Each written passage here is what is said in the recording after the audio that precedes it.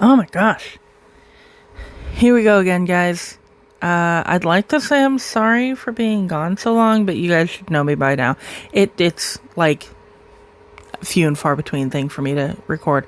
Little bit of a life update. I had to buy a new car, so I've had to work a lot more, and then I was on vacation this week and I was going to record a couple episodes, but then my cousin crashed their car and I've been trying to help them like search for a new one. It's been a whole thing.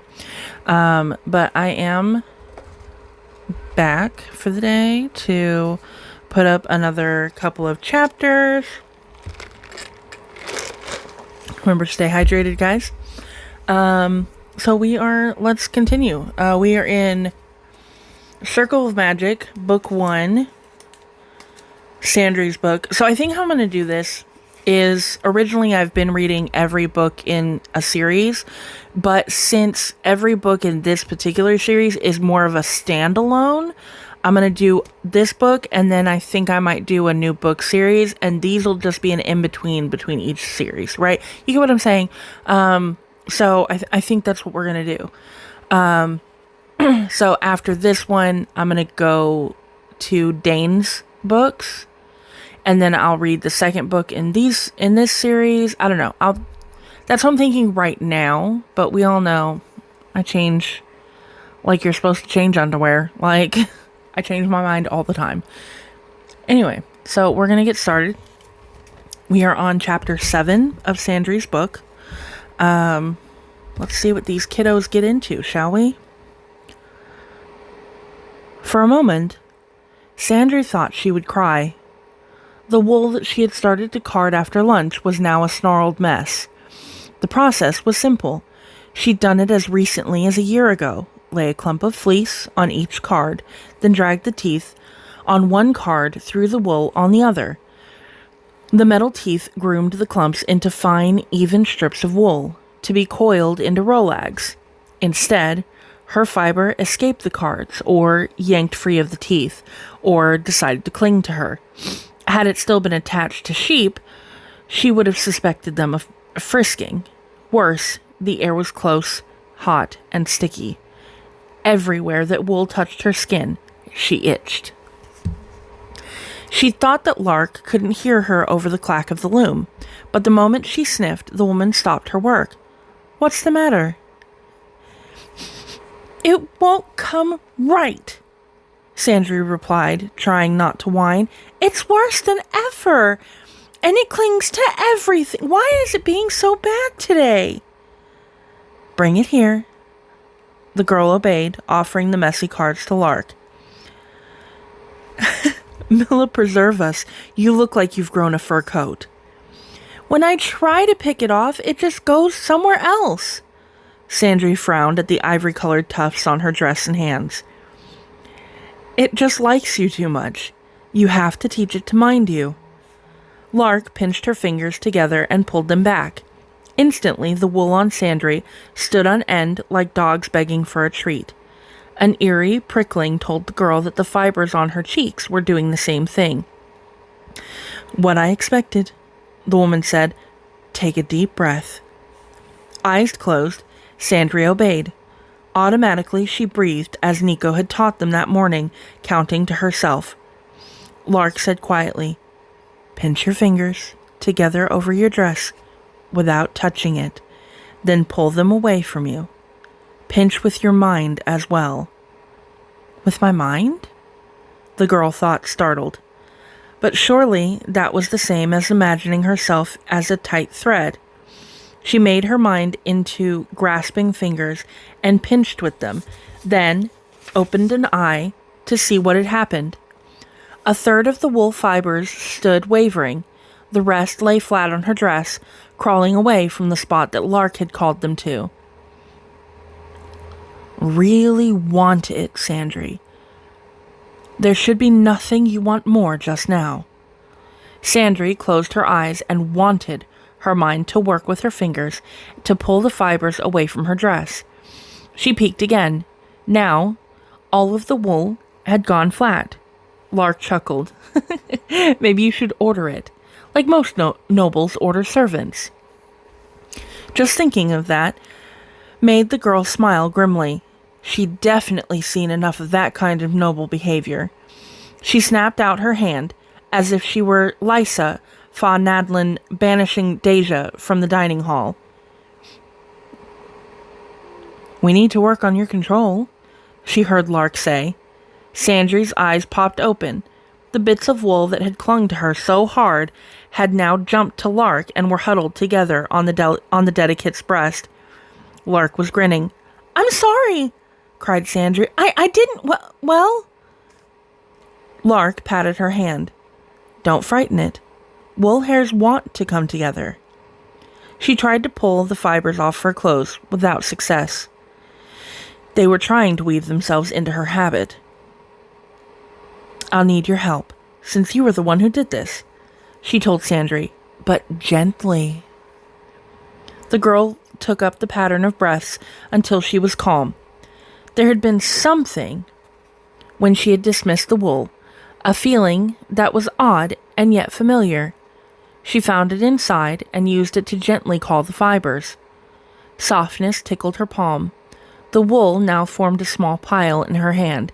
"There you go," Lark said approvingly, as thunder rolled outside. "Now, let me show you a charm that will keep it out of your face and off of your dress." Nico came for Triss when the storm was just beginning to make itself heard. She was pacing the main room, nervously wanting badly to go outside before the winds swept over the walls. When she saw Nico opening the small gate, she ran out to him. "Put this on," he ordered, tossing her a long, oiled cape like the one he wore. Once it was settled on her shoulders, he gave her a broad-brimmed hat to tie under her chin. The winds gusted through Winding Circle, tearing at curtains and clothes.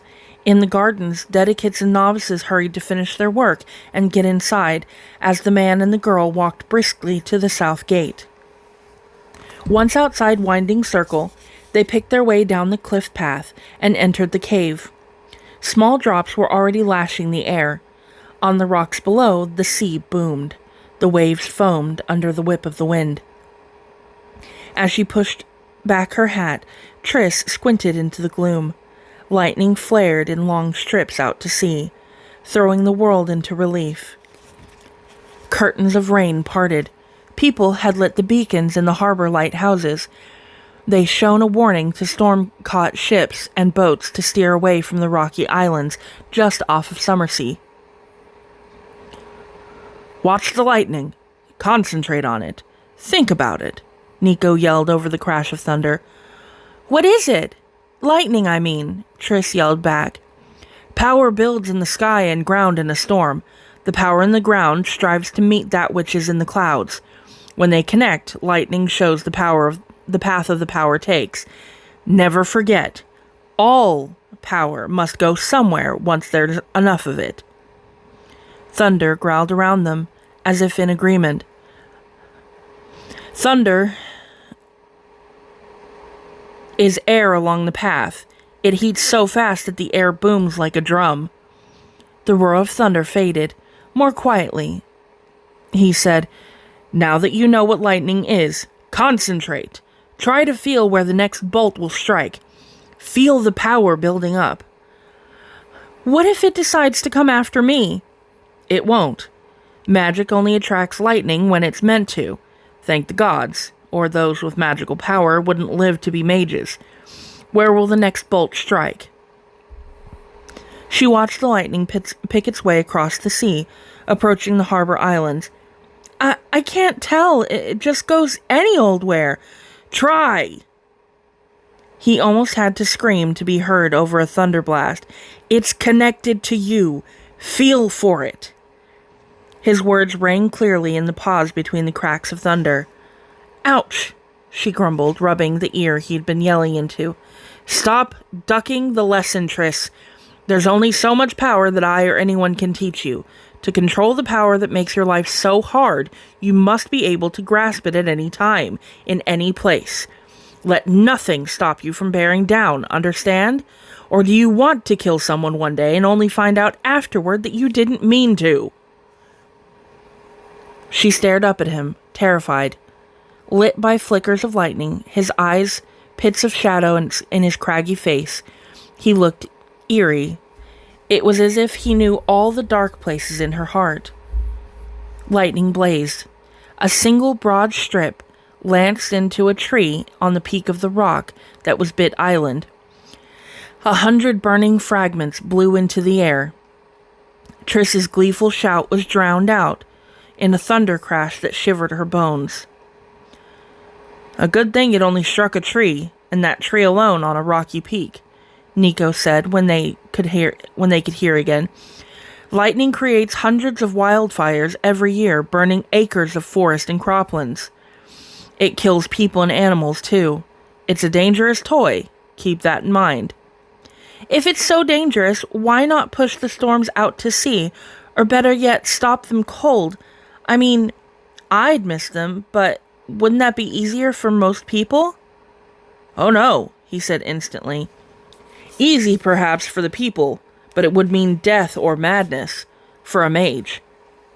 He waited for a growl of thunder to end before he went on. Nature has her own power.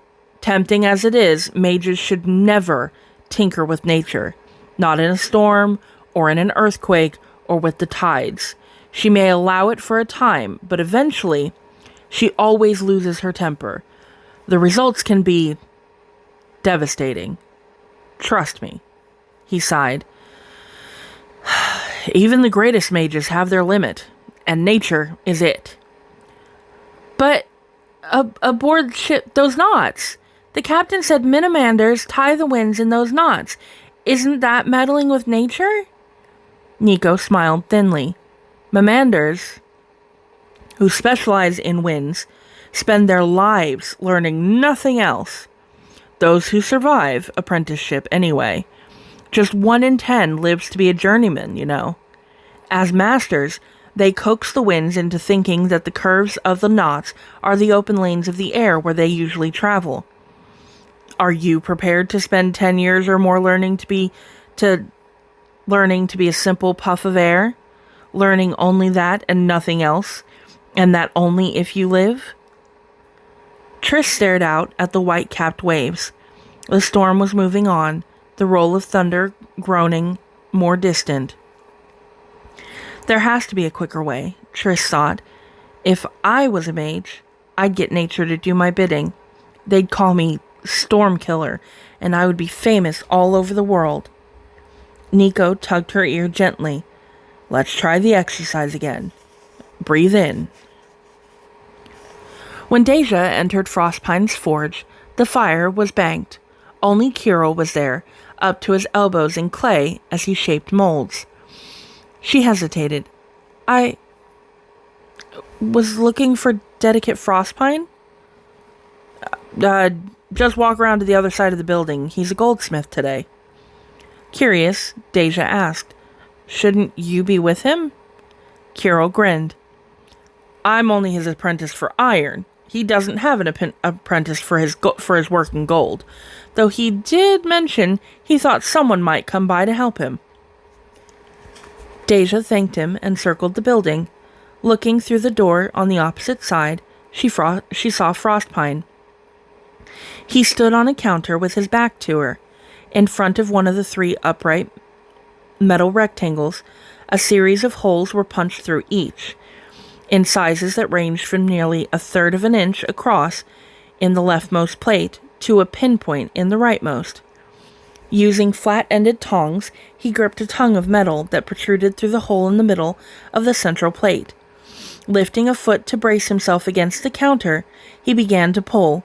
Slowly, fraction by fraction, he drew gold wire from the hole. Deja, will you do me a favor? He asked, voice strained. She started. How did he know she was there again? What do you need? She propped the staff beside the door and went to him. On the other side of the plate, there's a coil of wire. Straighten it as I pull. She found the coil and picked it up. It was barely warm gold and coarse to her touch. Obediently, she opened a loop of it until a straight length fed into the metal plate. What is all this? I'm drawing gold wire.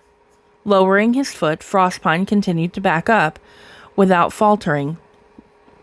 Precious metals, they're soft compared to iron.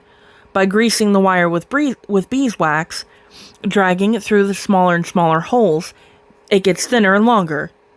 It looks hard, she said, as the last of the gold fed through the plate. Frostpine turned his face away as the wire popped free. To Deja's horror, it snapped like a whip. If the man hadn't turned away, the flying end might have lashed his face.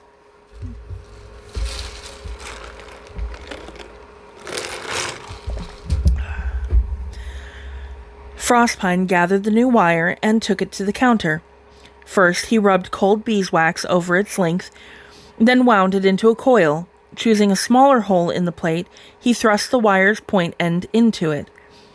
It looks hard because I'm not putting my whole self into it. If I did... He closed his eyes and took a long breath. Briefly, he held it, then let it go, slowly. Deja's skin prickled. Something even warmer than the summer air gathered in the room to wind itself around the smith.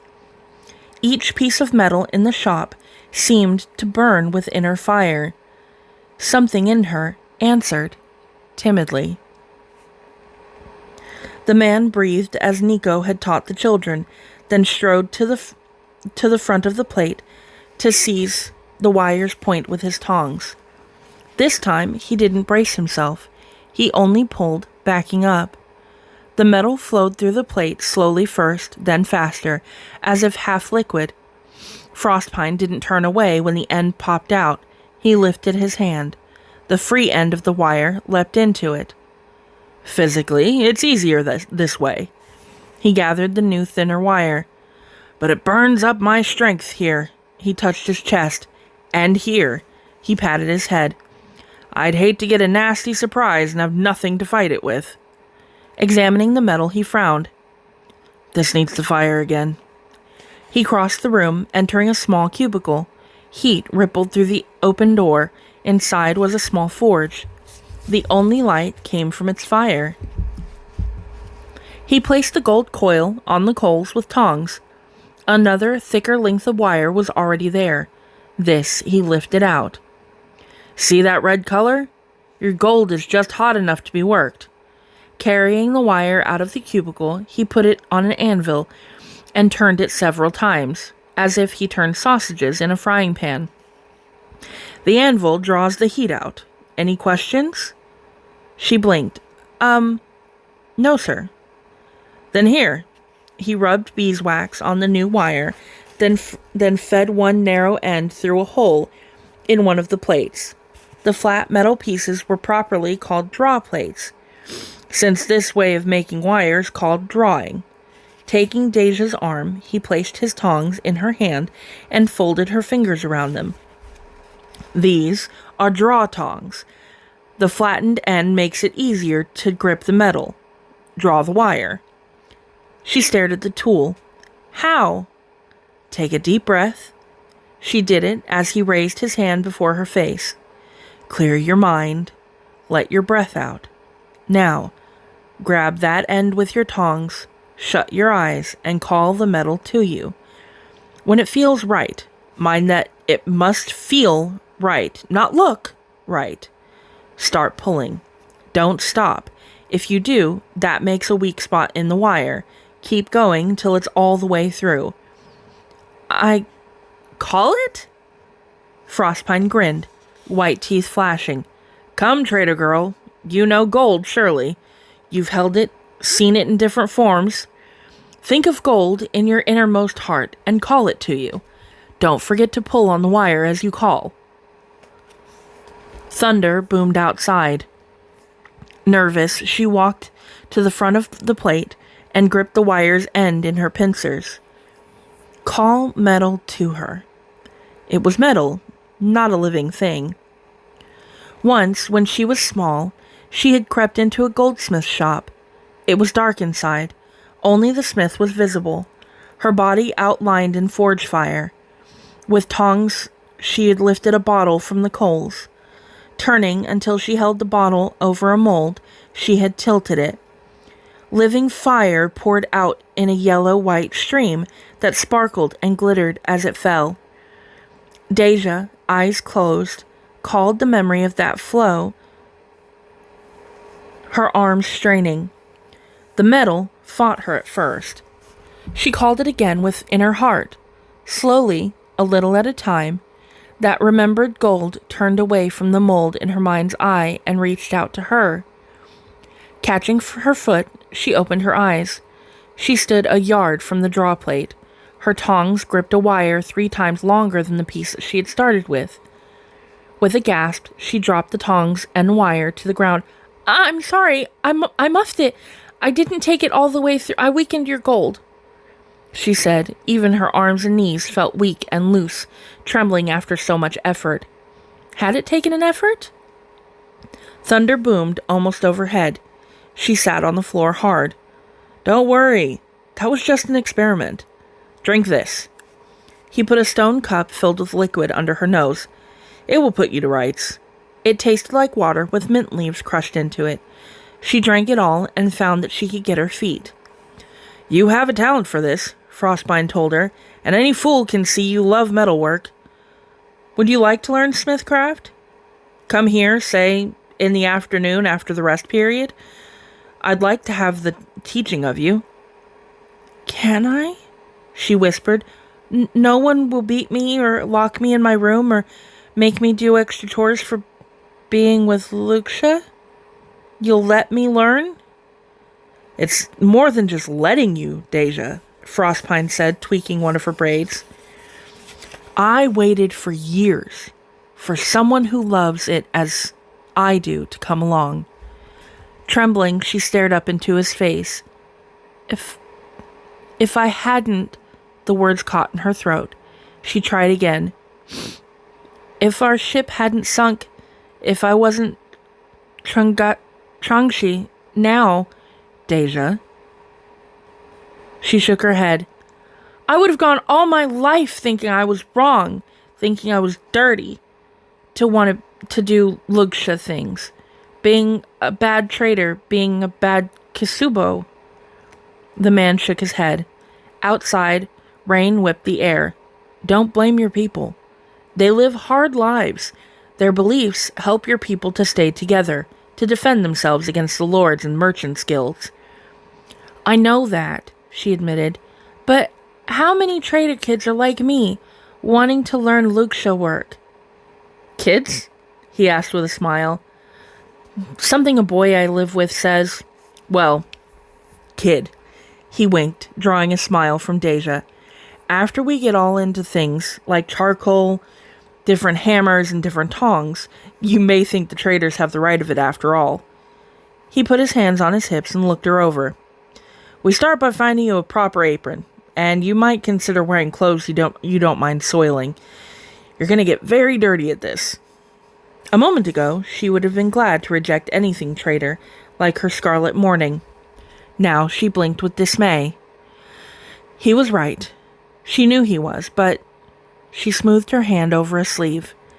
She would ask Lark. Lark would know what to do. Frostpine resettled his belt. Kirill's aprons and mine are too big. We're off to the tanner's. Putting an arm around her shoulders, he steered her into the rain. Watching Briar and Triss bicker as they washed the supper dishes, Deja remembered Frostpine's instructions. It still bothered her to think of putting off her mourning clothes, but she knew the smith was right. Scarlet clothes were too expensive. Lark? She asked, hesitant. There's a smith who'd like me for an assistant. Lark had been about to rise from the table. She settled back into her chair instead. Does he have a name? She asked. Frostpine? Lark and Rosethorn shared a look. An odd look, thought Sandry, who watched them with interest. Nico was right, murmured Rosethorn. We know Frostpine, Lark told Deja. He's a good man, and a fine smith. You'll learn a lot from him. He wants to see you in the afternoons? Deja nodded. Do you know where I could find, other clothes? She smoothed a hand over her scarlet tunic. Nothing fancy, just leggings, maybe, and some shirts? Lark nodded. That's sensible. It's no use getting your mourning all burned and streaked in the forge. I don't have leggings. Will breeches do? Deja nodded, looking at the table in front of her. A warm brown hand rested on her shoulder. I can make you a scarlet headband and a scarlet armband, so you'll have some colors to wear for your family, Lark told her, so people will know of your loss. For a moment, Deja couldn't speak past a lump in her throat. Same. Lark had seen her heart. She knew what it cost to put aside the scarlet and offered a practical way not to. Now, the Kosubo spirits would not be angry and take revenge or think that she hadn't loved them. Thank you, she whispered. That is kind.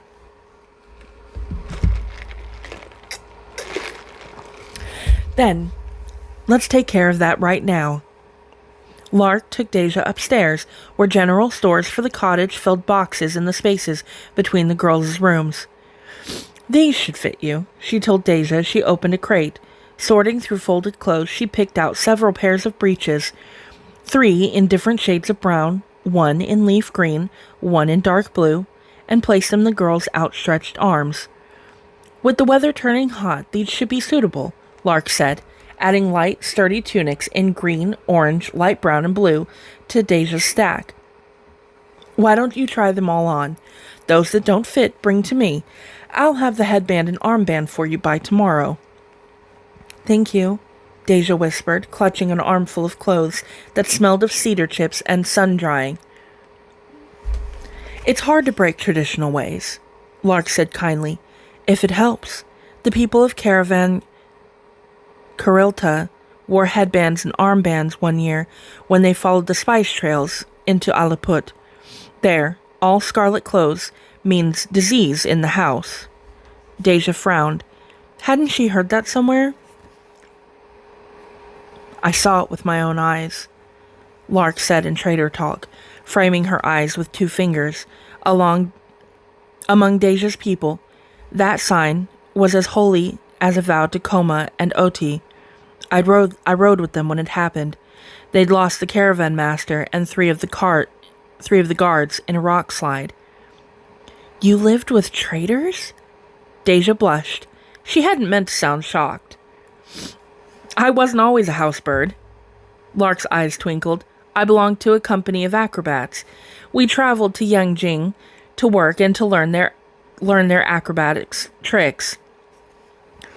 Gently, she pinched Deja's upper and lower lips with her fingers to get the girl to close her mouth. Have I shocked you with my disreputable past? Deja gasped. Oh, Lark, no, I was just...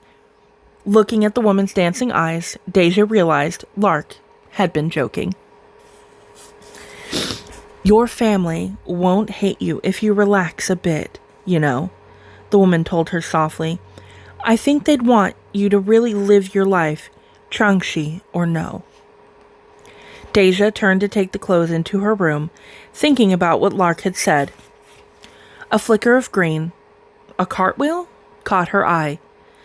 She looked back to see Lark turn a second cartwheel before she went down the stairs. The woman looked back up at her and said, And I'm not completely a housebird yet, she said and winked. Smiling, Deja went into her room to try on her new things.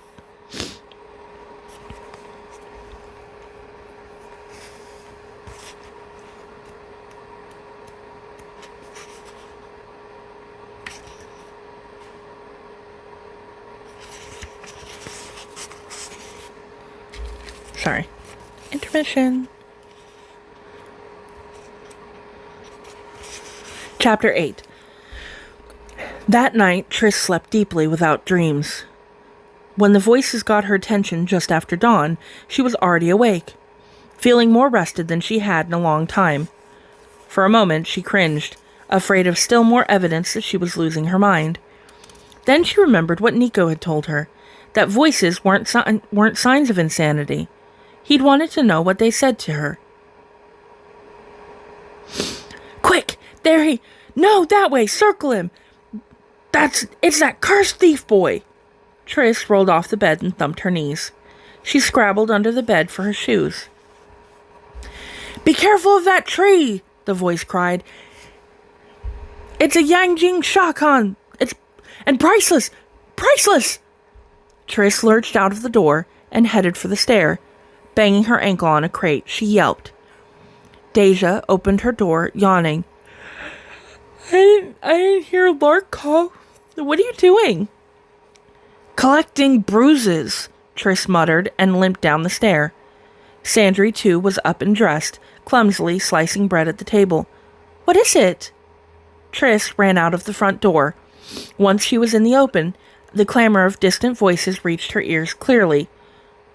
Will you please tell me what it is? Sandry had followed her. Looking for the sources, Tris pointed them out. Dedicates in yellow and novices in white approached at the run along the spiral road between the loom houses across from the cottage. Racing toward discipline, something cradled against his chest, was Briar. Sandry ran to the low gate and opened it. Waving frantically, she beckoned him. Stop, thief! A lean dedicate, his yellow habit hemmed in black, led the group on the spiral road. You girl, he cried, panting, red-faced from the effort of running. Don't you dare help him! Why are you helping him? Tris inquired as Briar stumbled past her. Stuff yourself, he snapped. I never asked for help. Sandry closed the gate and latched it firmly. It wasn't much of a barrier, but it was better than nothing. Deliberately, she stepped into the middle of the path, putting herself squarely between the hunters and prey. A breeze caught her black gown and veil, making them wave like banners. Admit me instantly, cried the dedicate, who appeared to be the leader. When he reached the gate, the order lost its force as he braced his hands on knees and gasped for breath.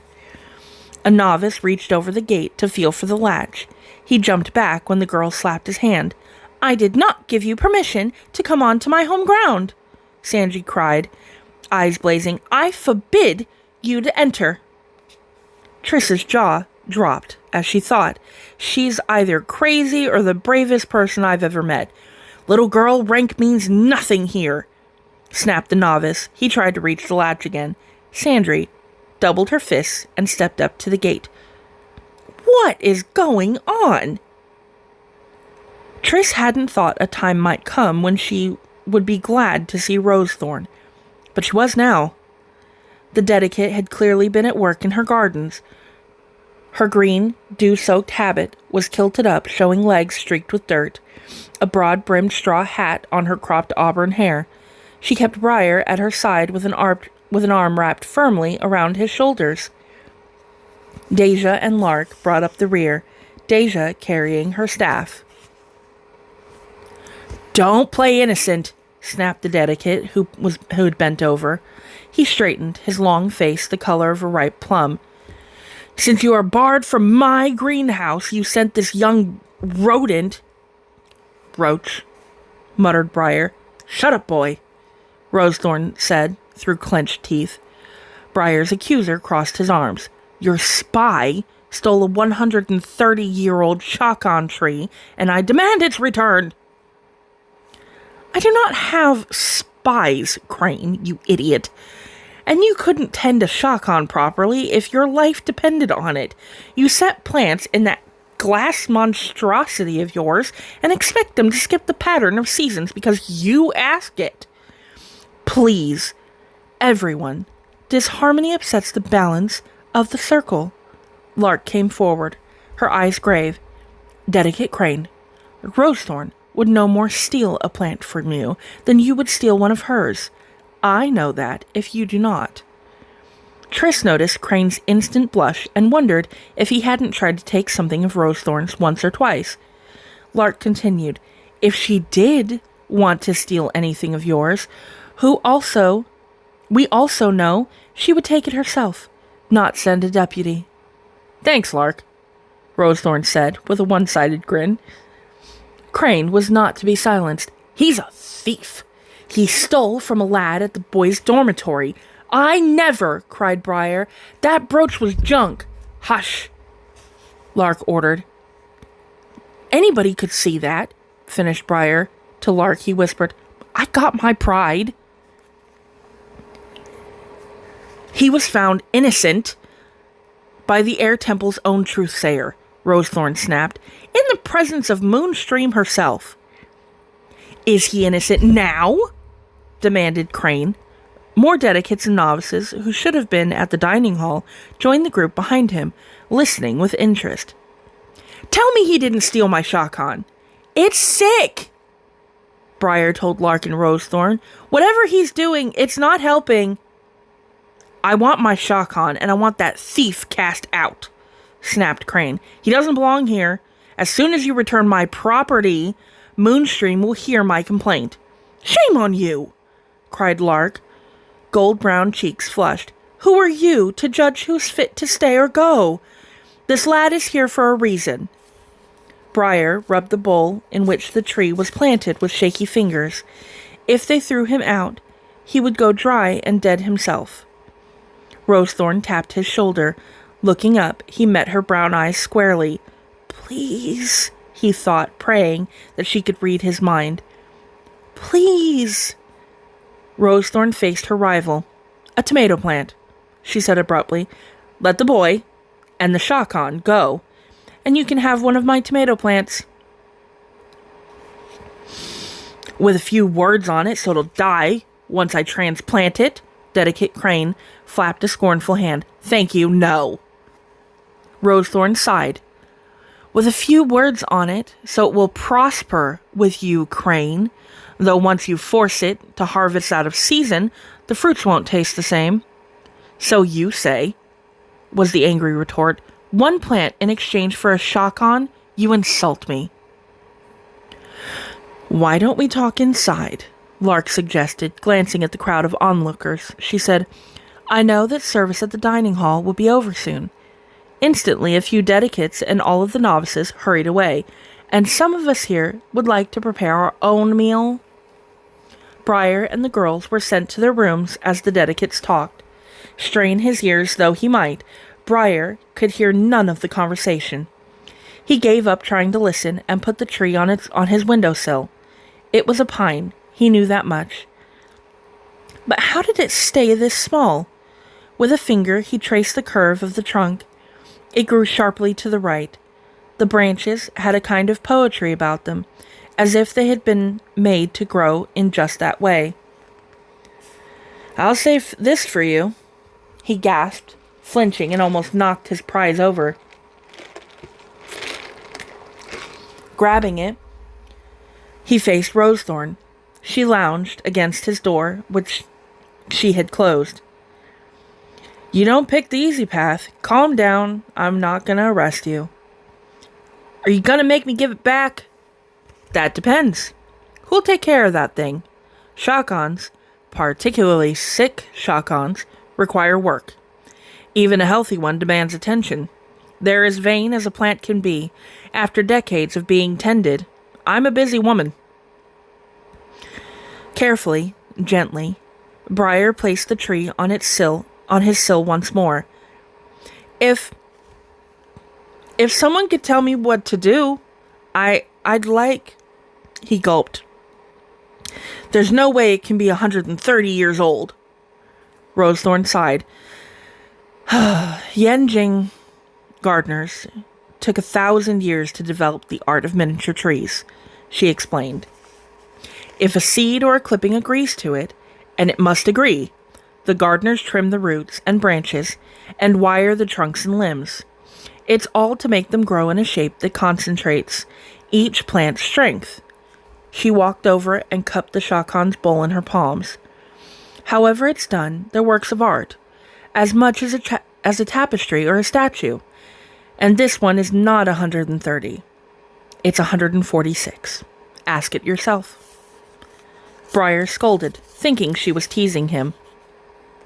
Except that, come to think of it, she didn't tease anyone. I'll teach you how to care for it, Rosethorn said.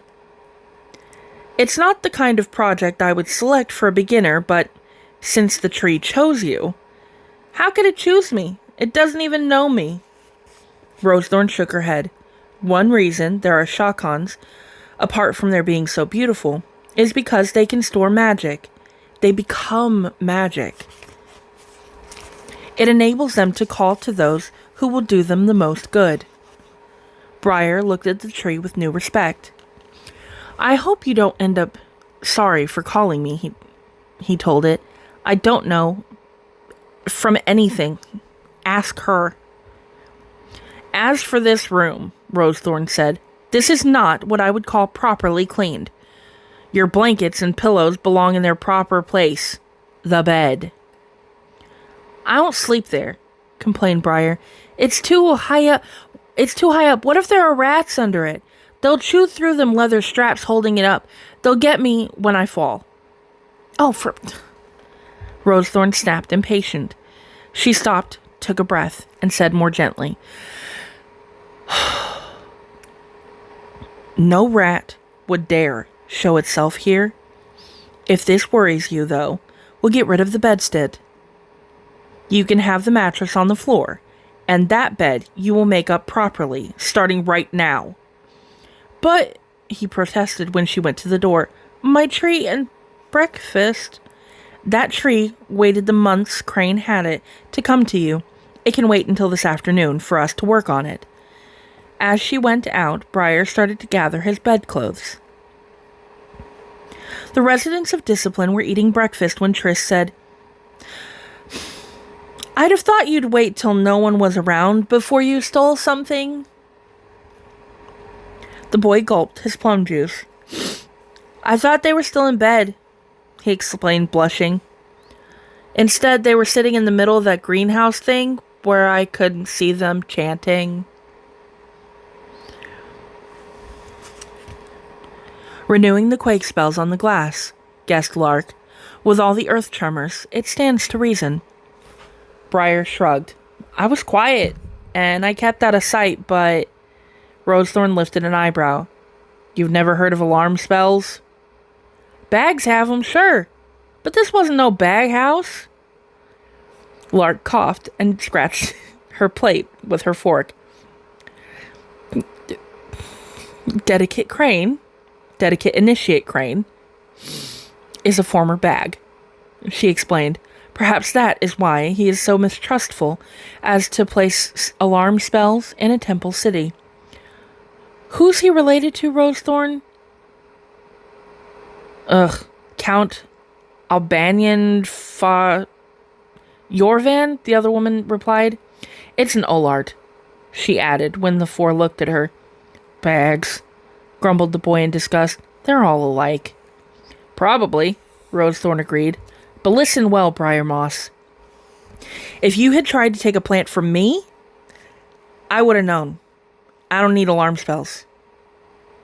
He looked at her dismayed. I never would, he protested. Never, ever. Oh, you, grumbled the woman. Eat. When rest period is over, we'll look at that bush you stole. She got up and went to her workroom. Only when he was sure she was out of hearing did Brian mutter, It's a tree. A shotgun tree. Not a bush. Okay. So that was chapters 7 and 8. The one thing I do like about these books in particular, because again, I've read like all of these books. I started reading Tamara Pierce when I was in like 8th grade. So the one thing that I like about these particular books is, especially this first book, is a lot of slice of life. So you see a lot of, their life at Winding Circle and them learning how to be essentially people again.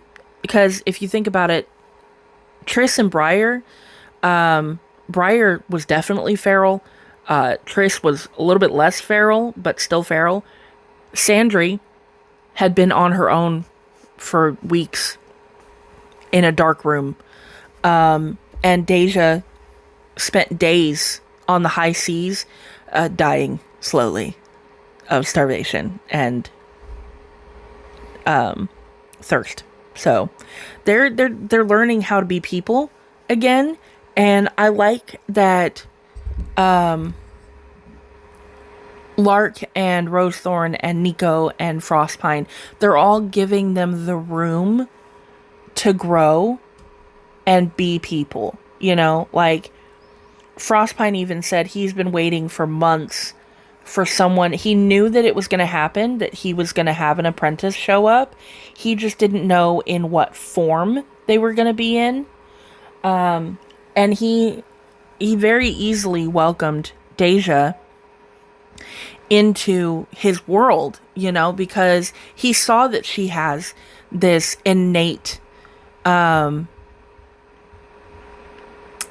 ability with metal, right?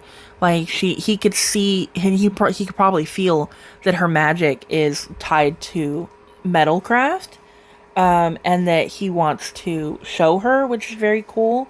I like that Kirill, his ironworks apprentice, doesn't seem to have an ego in that regard, you know? Which is nice because he is older than Deja by quite a bit. You know, so he knows that he is on the, I guess you could say the more like, oh, what's the word I'm looking for? The side of that it could be like commercial, like the commercial side of smithing, because, you know, like gold wires and stuff like that, that's going to be very specialized, and Kirill is the other side of it. He's iron and, you know, practical things, you know, which I think is very cool. I will say in this particular series, I think that Briar and Deja's books are my favorites. I do love Sandrys and Triss's books, but Briar and Deja's are my favorite. I think Deja's is the fourth one. Briar's is the second one. So I do like the first and third one, but the second and fourth are my favorites. Also, I like that in these particular chapters, it did focus a little bit more on, like it started with Sandry and Triss, but it focused more on Deja and Briar at the end, and I like that it feels very equal in terms of who's getting what concentration in each chapter. And I do enjoy that. I love that Lark, you know, is showing bits and pieces of herself to the kids, and letting it be known that she's been, you know, with Deja, that she wasn't as, you know, stand up as she is now. She called herself a house bird, right? She wasn't always one, that she traveled before. You know, so slowly letting the kids in. And I like that Rosethorn will not admit it, but she does, I think, like Briar. Like, she liked him instantly. And she could see that he has an interest in what she does with plants and everything. And so, you know, we always appreciate a supportive queen. It was never, like, super clear, but I'm pretty sure that Rosethorn and Lark are a couple. But it's never been exclusively stated, as far as I know. But they do seem to like each other a whole ton, as they should. But yeah, I really, and I like that Nico, he doesn't like skirt around the issue. He knows for sure that Triss's magic is, because let's be honest, they all have magic. They're just unaware of it, right? He's certain that Triss's magic is tied to the elements, and he is fully in when he's explaining to her that she has got to get a handle on her magic or she will absolutely kill someone. And I don't think that it's been put into perspective for her that her magic could be that dangerous. And I like that he doesn't, you know, dance around the subject. He's like, you have to get this figured out. You will kill someone if you don't. Anyway, I hope that you guys are thoroughly enjoying our time here. I'd say sorry for the lapses in time that I post, but you know, I have other shit to do. So, and hey, if you like what I'm doing here, please comment and like my videos. You know, I'm not like super into the algorithm. I'm a audiobook channel. I know I'm not going to get seen by a huge amount of people. But if you like and comment on my stuff, I feel a little bit less like I'm just speaking into a void, you know? That's part of the reason that I kind of stop and go on this all the time, because I think, you know, nobody actually cares. And you'd think that I would just do this for the fun of it, and I do only do this for the fun of it. But it's nice knowing that, you know, there are people out there that are listening to me and enjoying what I'm doing. So if you could just like and comment on my stuff, even if it's just like a heart emoji, I'm cool with that. Just so I know I'm not just, you know, speaking into a void. So, anyway, my dad's making dinner, so I'm gonna go eat that. Stay hydrated. Eat well. Enjoy life. I know everything's kind of a dumpster fire, but, you know, just find little joys in life. Little things, just small things that you can do to make your life a little less doom and gloom. So anyway, I'm going to upload this. I will see you guys later. Okay, love you, bye.